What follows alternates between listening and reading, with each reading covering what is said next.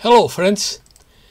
Despite being today the day of the great conjunction of Jupiter and Saturn, news has not stopped coming out about this tiresome political dispute. Someone will ask me what I feel during the great conjunction. Extreme laziness. I could spend the day meditating in nirvana or looking at shoes. And I also feel a great literary inspiration because this article almost came out on my own. But I cannot dedicate myself to the contemplative life because I have a mission to fulfill, despite the fact that they have us confined by force and in a closed monastery. Opinion article: Hawks against pigeons. The White House discusses the political or military route, advises the president betray him into surrender. However, the president insists on his sure victory. China manipulated elections according to the Epoch Times. The strategy is to win on January 6 without using the army. But it's not safe because borders could be threatened. General Thomas McInerney affirms that the only way is the military. Official petition to the president to apply the Insurrection Law. The president resists so that they do not accuse him of a coup d'etat. Powell and Flynn's strategy has a 50 to 75% chance. The U.S. Congress agrees on economic aid of $600. Let's start. All normal human beings seek happiness without hurting anyone, but we do not agree on the means to achieve it. Some seem to seek help because they don't even know what they want, or because they are easily fooled by manipulated television into not bothering to do their own research and come to their own conclusions. My cats are making noise. Something similar seems to be happening right now in the White House team, where they do not agree on the strategy to follow the win or lose. Although the Grand Coalition is clearer than the President, it seems that the Allies had 6 strategies and that they have already failed in 4 of them, so they would only have 2 left, but still they continue to maintain control despite appearances. In other words, option A, B, C, and D could have failed, and that only options E and F would remain, according to Simon Parks. I do not know the details of each of these strategies because it's highly classified secret, but I deduce that there are only 2 options left: the political or the military route, the pigeons or the hawks. However, both routes are not mutually exclusive in principle, because it seems that while the pigeons do their job, the hawks would be deployed all over the world silently, and it would be the only method without failure if they do their job well. That's why we saw in Spain that tranquility comes from tranca, and that is from garrotazo and itente tieso. Infallible method. It's a method that never fails, but it is frowned upon in this time because you can easily be accused of being an authoritarian, tyrant and dictator, especially when you do not know how to distinguish good from evil, due to the massive mental programming of the media propaganda. That is why it's so important to wake up citizens so that they do not get carried away by appearances or easy judgments, because we are risking the liberation or slavery of humanity. After a loving cast and not lacking in hope, I flew so high that I gave the fighter scope. As St. John of the Cross says, San Juan de la Cruz, fly, friend, fly high. Don't be a seagull in the sea. People shoot to kill. When we fly too low, people shoot to kill. They shoot to give, as Julio Iglesias sang. That seems to be the motto of the coalition, which always flies very high. But we are not talking about the hawk in Angela Channing's Falcon crest, but about something else, because this is precisely the Machiavellian strategy of the bad guys. And they say that some people have chosen to live in a nightmare at the soul level, and therefore they are giving them what they want. But they have no right to impose their own nightmare on others.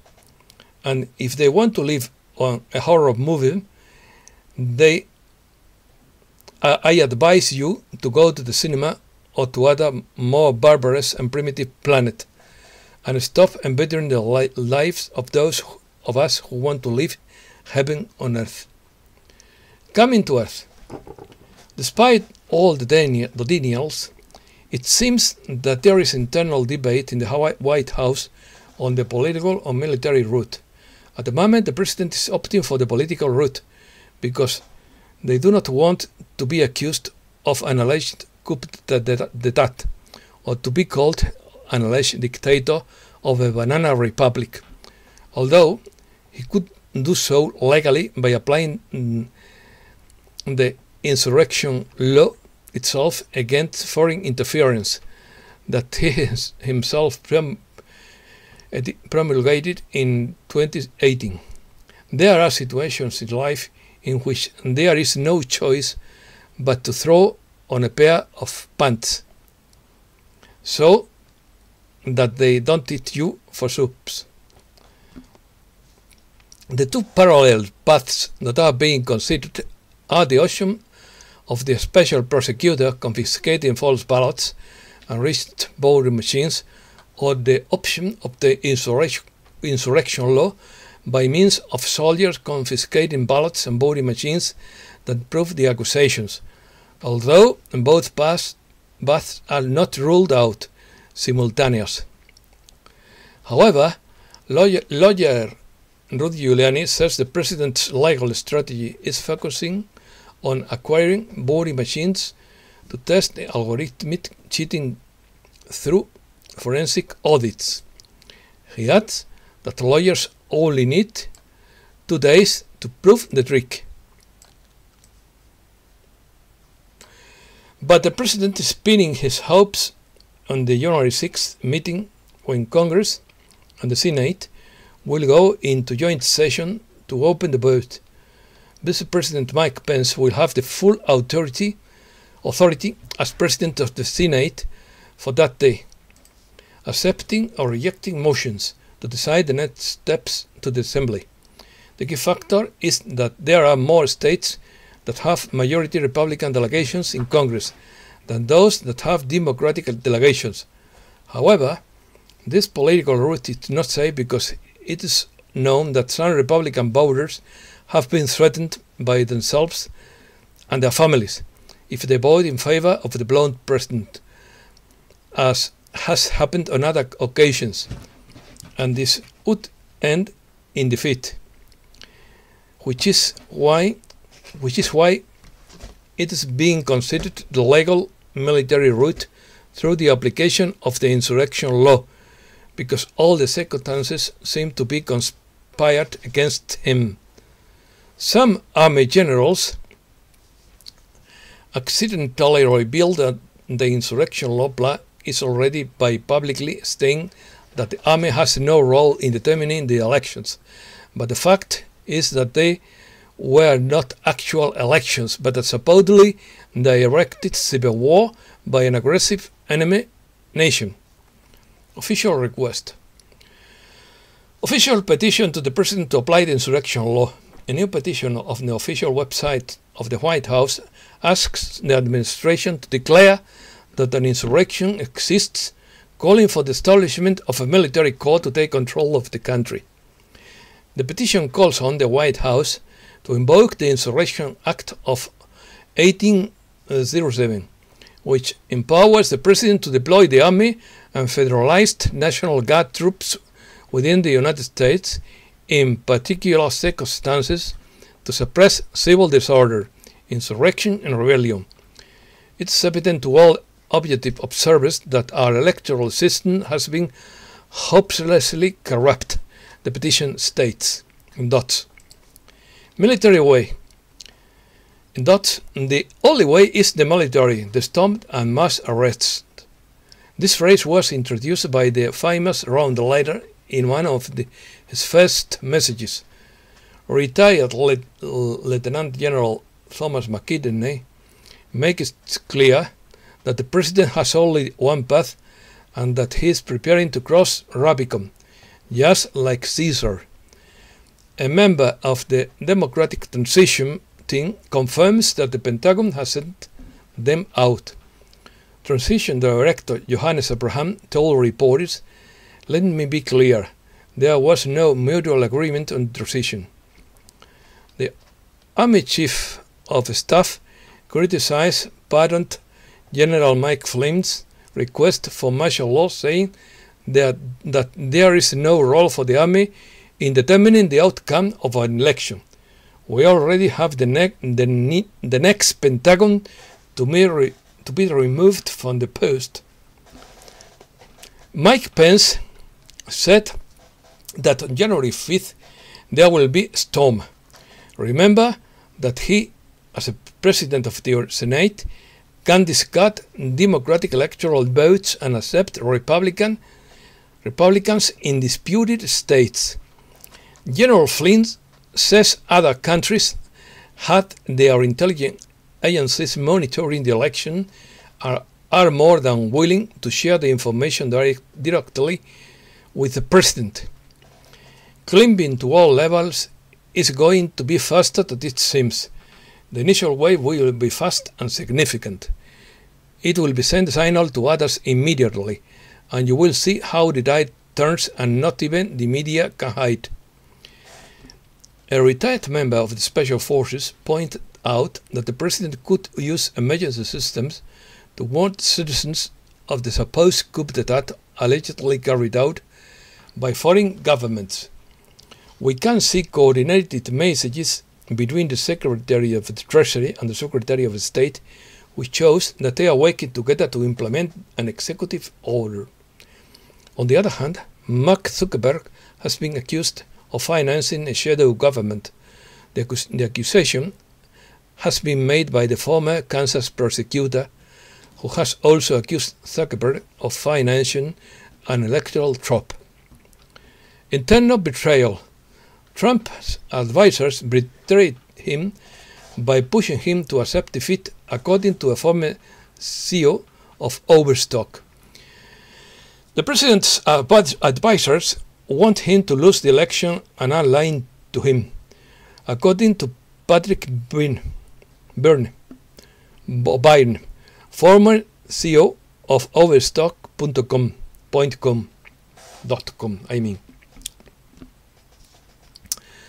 who says he participated in a lengthy meeting at the White House on December 18th. Your own advisors lie to you. They tell the team to make the president accept defeat while they stall him. Byrne wrote on Twitter on December 20th. Byrne specifically pointed to White House Chief of Staff Mark Meadows, General Counsel Pat Cipollone, and a couple of attorneys whom he referred to by their first name, Eric and Derek. The White House did not respond to a request for comment prior to publication of this article. In dots, I can promise you the president's advisor are saving him terribly. Byrne said, they want me to lose, and they want him to lose, and they are lying to him. He's surrounded by mediocre mendacious. Close dots. the president has not accepted defeat in these elections. His legal team and third party like Powell are seeking legal challenges in 6 states, including several pending cases in the Supreme Court. The president's legal team also lobbied state legislatures to assert their unconstitutional power to appoint voters. Bernie's messages appear to be a reaction on articles in the media claiming that the president discussed the declaration of martial law during the December 18th meeting. Bernie said the claims were 100% false. Attorney Sidney Powell, by the other hand, who was also present at the meeting, also disputed the claims. The people who say that, including those around him, are liars, Powell wrote on Twitter on December 20th. You can win 100%. Martial law is not required. Sidney, Lieutenant General Michael Flynn, presented a line that I estimate as a 50 to 75% chance of victory. Your staff are just trying to convince you to do nothing but accept it. As CEO, it breaks my heart to see that he is going through. He is betrayed from within. Close dots. Byrne wrote. Trump's insistence. The president insists on his victory. I want big. However, the still president continues to defend that he won the 6 hinge states and criticized the ridiculous voting machines. He then reiterated the possibility that it could be China that intervened in the process. It may be China. There could also have been a blow to our ridiculous voting machines during the election, which now it is obvious that I won at the same time. Big, which makes it an even more corrupt embarrassment. So far, the president claims to change his defeat in the presidential election through the courts have not succeeded. Within the Republican Party itself, there are already several voices that recommend the president to turn the page and acknowledge his supposed defeat. This is the case of the senator from Tennessee, Lamar Alexander, who this weekend during an interview for the NBC network that the still president had no right to go to court. The electoral process will be over on Monday if the voters vote for the Democratic candidate, and I hope they will, Alexander said in dots. China handling. China manipulated the U.S. elections, concludes a forceful documentary of the Epoch Times. China had a motive and influence to steal the 2020 presidential elections, says a group of Chinese American media in favor of democracy. The Epoch Times has released a 6-part, 1.5-hour-long investigative documentary called Who's Stealing America? In the fast-paced and jaw-dropping report, journalist Joshua Phillips investigated allegations on election fraud, media bias, hacking of voting machines, and the dominant system's relationship with a China-controlled securities firm. He then discusses claims made by the top Chinese professors that the CCP has been infiltrating the elite for nearly 30 years, delves into the business affairs of the Mobit family in China, and highlights the role of the pro-CCP operators in the election. Foreign surveillance. Foreign intelligence agencies monitor the elections and want to give information. Former National Security Advisor Michael Flynn said he received information that several foreign intelligence agencies were monitoring the elections and that they are willing to provide evidence to the president. In dots. We now have evidence that foreign countries were watching the attacks on our electoral system, our electoral process, on November 3rd. Flynn told Fox Business on Friday. So now we have that evidence and we received it today, he said. The stimulus deal agreed by Congress after months of contention garnered a reward of $600.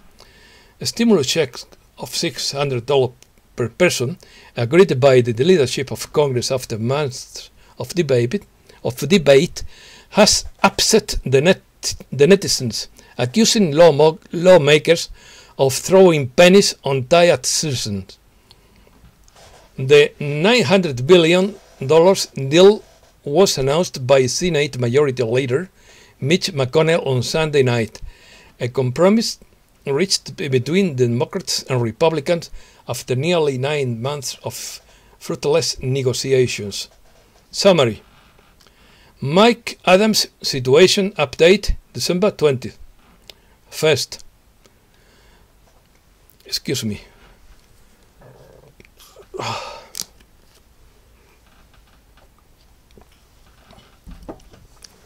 First, a diversion strategy is being applied to take over everything without using the army.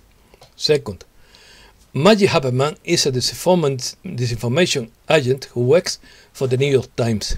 Third, Haberman's coup claim about the meeting in the Oval Office only exists because the president is toying with it. I wanted her to report on this. Fourth, Sidney Powell, General Michael Flynn, and Rudy Giuliani met with the president. This comes after Defense Secretary Chris Miller met with the president the day before. Fifth, the two parallel paths being considered are: first, the option of the Insurrection Law, with soldiers confiscating ballot papers and dominant machines, and the second, the legal option with special prosecutor confiscating ballots and machines.